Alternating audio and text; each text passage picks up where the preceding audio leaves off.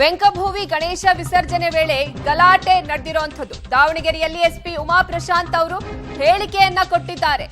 ನಿನ್ನೆಯ ಪ್ರಚೋದನೆ ಭಾಷಣದಿಂದ ಗಲಾಟೆ ನಡೆದಿದೆ ಅಂತ ಎಸ್ಪಿ ಅವರು ತಿಳಿಸಿದ್ದಾರೆ. ಎರಡೂ ಕಡೆಯವರಿಂದಲೂ ಕೇಸ್ ದಾಖಲಾಗಿದೆ. ಘರ್ಷಣೆ ಉಂಟಾದ ಎರಡೂ ಕಡೆಯವರಿಂದಲೂ ಕೇಸ್ ದಾಖಲಾಗಿದೆ. ಕಲ್ಲು ತೂರಾಟ ಮಾಡಿದವರ ಪರಿಶೀಲನೆಯನ್ನ ನಡೆಸ್ತೀವಿ. ದಾವಣಗೆರೆ ಎಸ್ಪಿ ಉಮಾ ಪ್ರಶಾಂತ್ ಅವರು ಹೇಳಿಕೆಯನ್ನ ಕೊಟ್ಟಿದ್ದಾರೆ.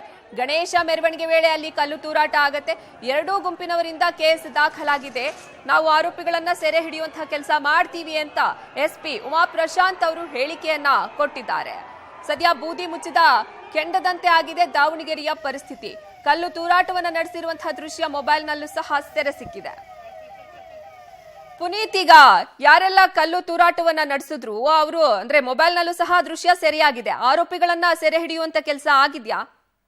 ಈಗಾಗಲೇ ಎಸ್ ಪಿ ಅವರು ಕೂಡ ಹೇಳ್ತಾ ಇರುವಂತದ್ದು ಅರ್ಪಿತಾ, ಏನೋ ಈಗಾಗಲೇ ತಂಡವನ್ನು ಕೂಡ ರಚನೆ ಮಾಡಿದೀವಿ. ಪ್ರಮುಖವಾಗಿ ಮೊಬೈಲ್ ನಲ್ಲಿ ಸೆರೆ ಸಿಕ್ಕಂತಹ ವಿಡಿಯೋಗಳ ಆಧರಿಸಿ ಮತ್ತೆ ಸಿಸಿ ಕ್ಯಾಮೆರಾ ಮತ್ತೆ ಪೊಲೀಸ್ ಕ್ಯಾಮೆರಾಗಳು ಮತ್ತೆ ಡ್ರೋನ್ ಮೂಲಕ ಸಾಕಷ್ಟು ಒಂದು ಒಂದು ದೃಶ್ಯವನ್ನು ಕೂಡ ಆಧರಿಸಿ ಈಗಾಗಲೇ ಆರೋಪಿಗಳನ್ನ ಕಲ್ಲು ತೂರಾಟ ಮಾಡಿದಂತಹ ಆರೋಪಿಗಳನ್ನ ಕೂಡ ಬಂಧನ ಮಾಡೋದಕ್ಕೆ ಎಲ್ಲಾ ರೀತಿಯಂತಹ ಒಂದು ಟೀಮ್ ಕೂಡ ರೆಡಿ ಮಾಡಿರುವಂತದ್ದು.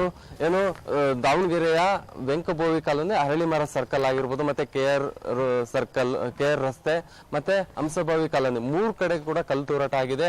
ಆ ಎಲ್ಲ ಕಲ್ಲು ತೂರಾಟ ಆದಂತ ಸ್ಥಳದಲ್ಲಿ ಈಗಾಗಲೇ ಸಿಸಿ ಕ್ಯಾಮೆರಾ ಕೂಡ ಅಳವಡಿಸಿದೆ. ಮುನ್ನೆಚ್ಚರಿಕಾ ಕ್ರಮವಾಗಿ ಪೊಲೀಸರು ಅಳವಡಿಸಿದ್ದಾರೆ. ಮತ್ತೆ ಸ್ಮಾರ್ಟ್ ಸಿಟಿಯಿಂದಲೂ ಕೂಡ ಸಾಕಷ್ಟು ಸಿಸಿ ಕ್ಯಾಮೆರಾ ಕೂಡ ಅಳವಡಿಸಿದ್ದಾರೆ.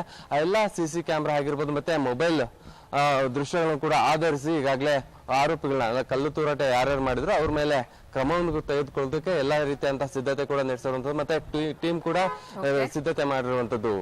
ಅರ್ಪಿತಾ, ಧನ್ಯವಾದ ಪುನೀತ್ ನಿಮ್ಮೆಲ್ಲ ಮಾಹಿತಿಗಾಗಿ.